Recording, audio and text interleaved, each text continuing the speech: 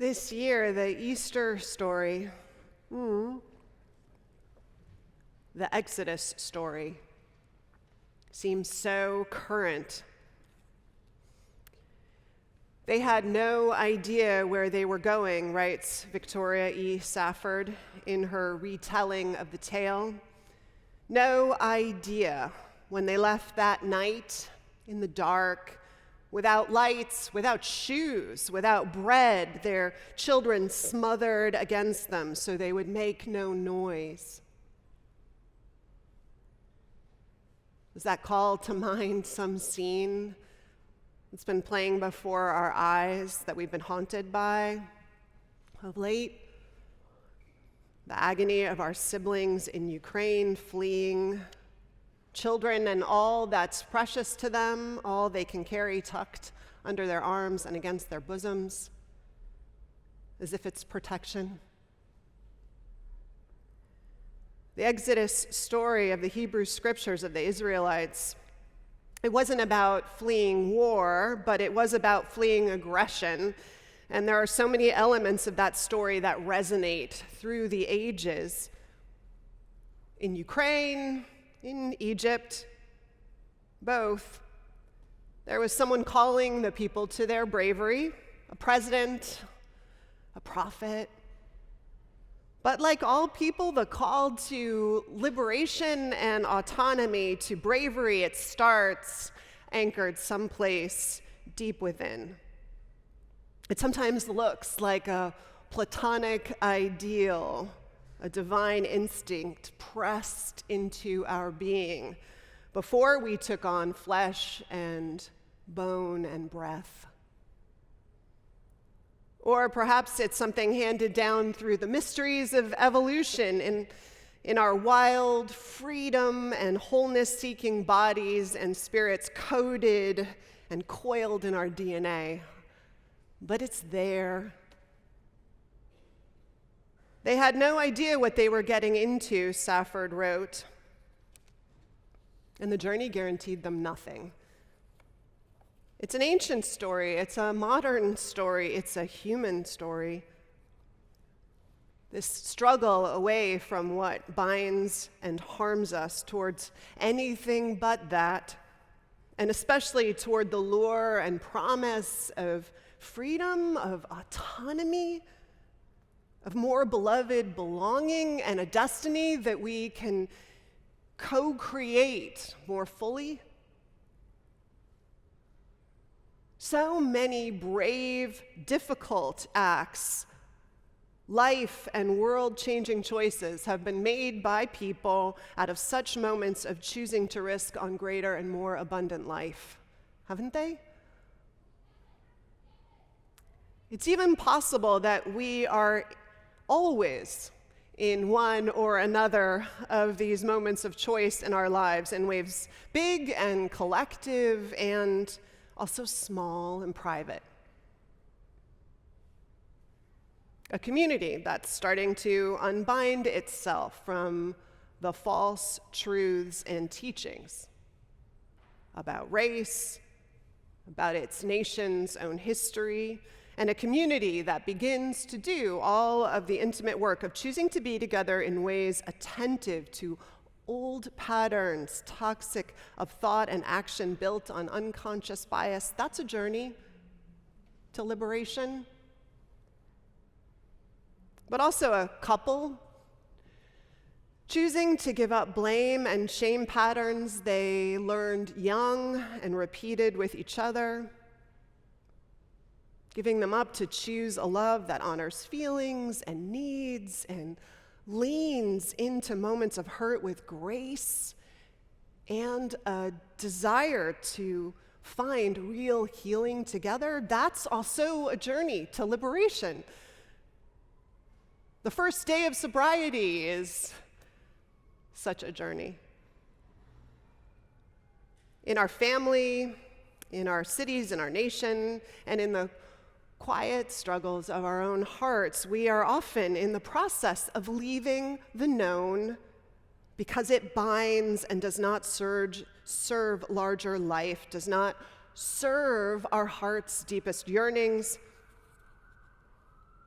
And some days, those choices do mean we walk away with very little clutched against us and no promises of how the journey will go. It's an Exodus story. Easter is a totally different story, and in so many ways, as the other that we revisit today.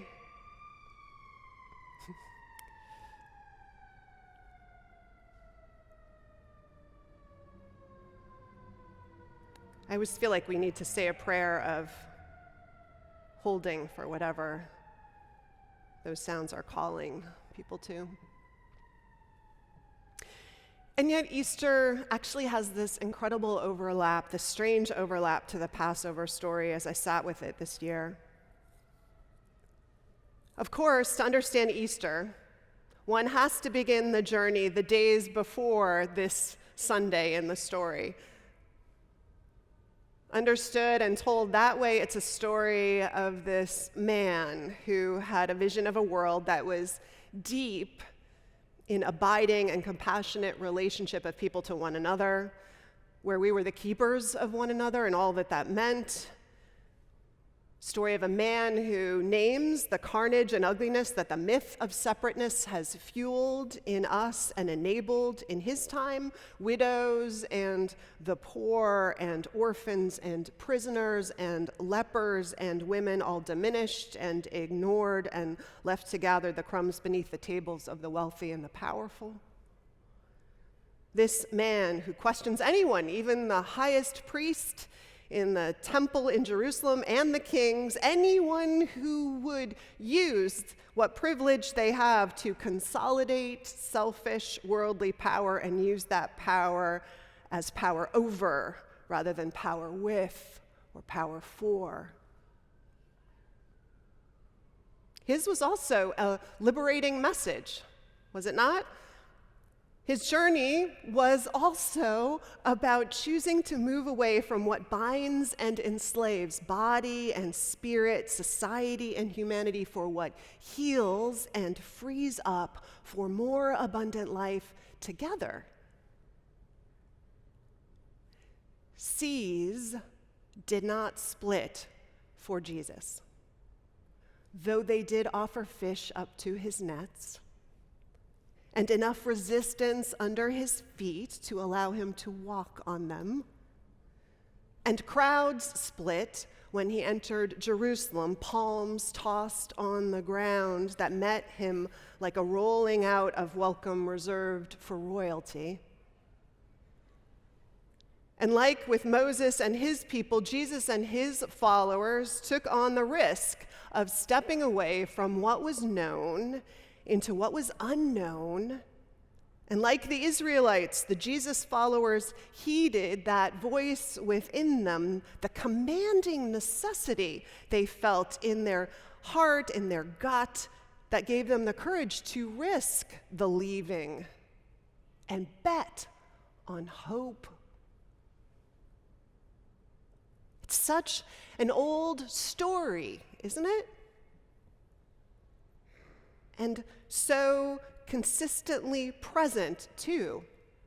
The casting aside of mere survival for the chance to thrive, of safety for the chance to flourish, and that willingness to begin the journey without any guarantee, when not much is clear, but out of a loyalty to that deep knowing we have within us. Maybe sometimes because we know in our bones that to not do what we feel called to in this regard would be a kind of death, and we can't bear that. I've had moments like this, forks in the road of life that felt like this. I bet you've had them too. I know enough of your stories to know that you've had them. Big ones and maybe little ones, early practice moments. Did any of us as children, I think about it, leave a friendship that we didn't feel truly supported in to lean into a new friend group that looked more welcoming and joyful and loving? That risk, I bet, felt huge when we were little. Did any of us leave a job ever or a profession and pivot, maybe against the understanding and advice of mentors or parents, taking a big step back maybe in pay to try something new that we thought might be more fulfilling? Did any of us leave a faith community that we were raised in, perhaps, that told us that leaving them would put our souls at risk, but maybe did so because we thought God or spirit or what was at the heart of this world was bigger and grander and wiser and kinder and loved us more maybe than the faith of our childhood said was true? We risk in many ways, small and large, in a life that's learning to listen and to lean into and trust the voice of liberating and resurrecting spirit within us.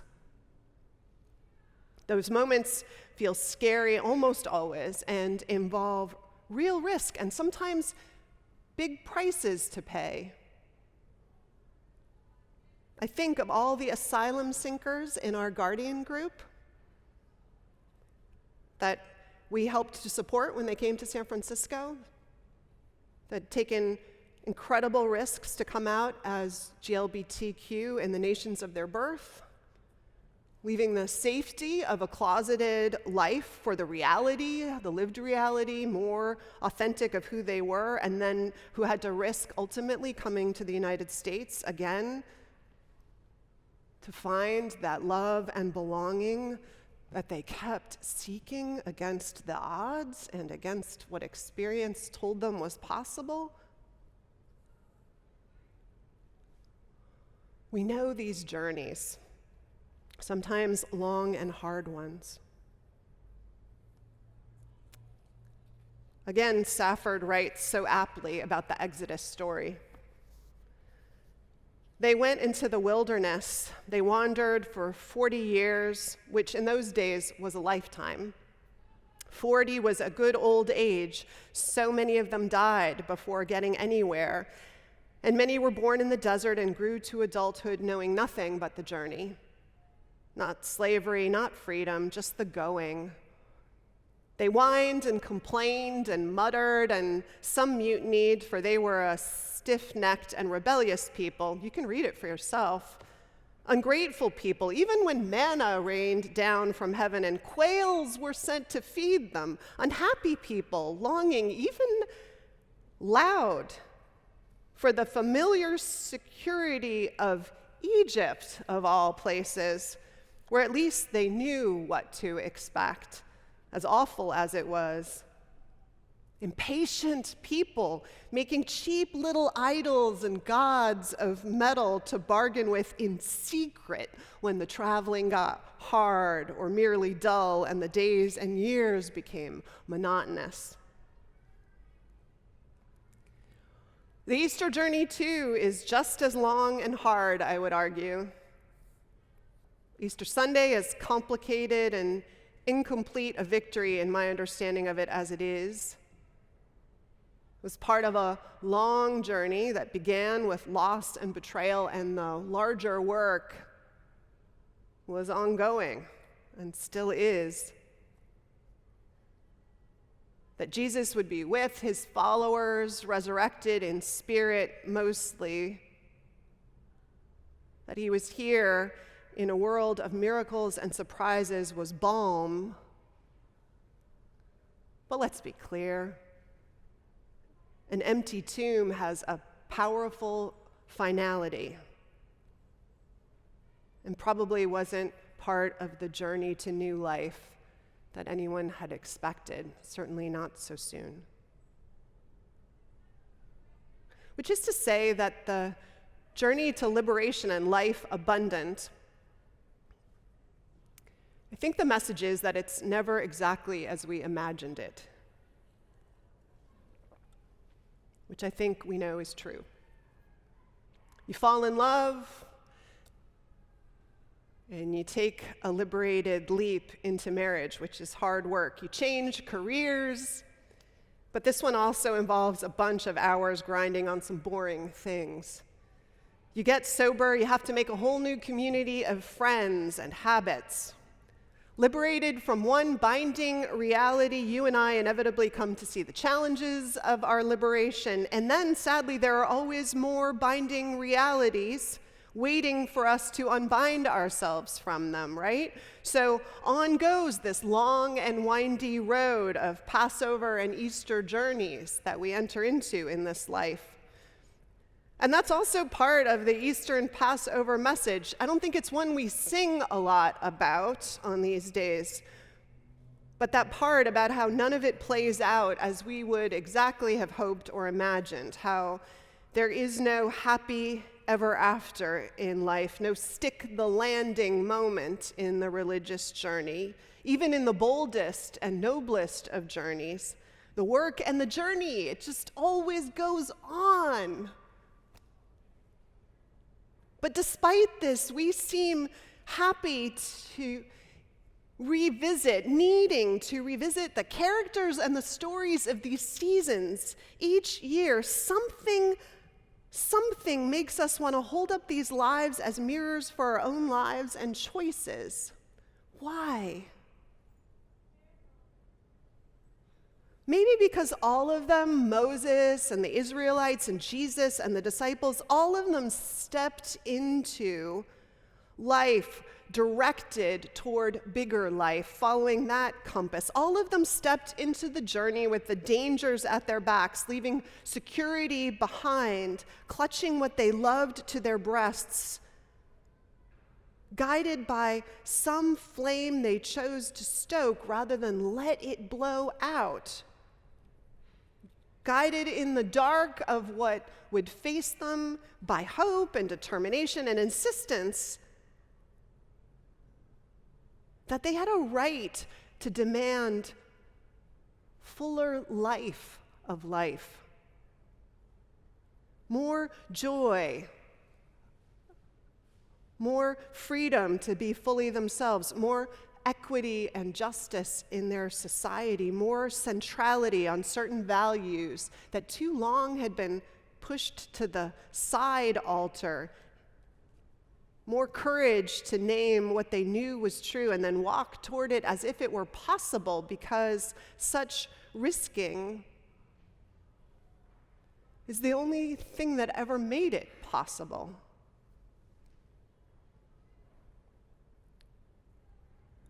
And so the larger message of these days, maybe just of this day, isn't about happy endings or sure and easy journey in following any of the paths laid out for us,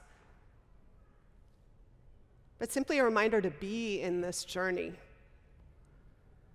pressing in all the ways we can for liberation from what binds and deforms us, risking and reaching toward what sweeter shared life and love we can help make possible, and knowing that this journey of risk and uncertainty and complicated stories and complicated endings is precisely what has moved the good and the beautiful and the possible forward from antiquity until today. So we can't take it personally, and we're called to step in. Safford closes, in the springtime, we remember the promised land is not a destination. It's a way of going. The land beyond the Jordan, that country of freedom and dignity and laughter, you carry it inside you all the while. It's planted in your mind and your heart already before you even start out, before it even occurs to you that in order to leave that life in Egypt, the intolerable bondage of that life, what you need to do is stand up and walk forward.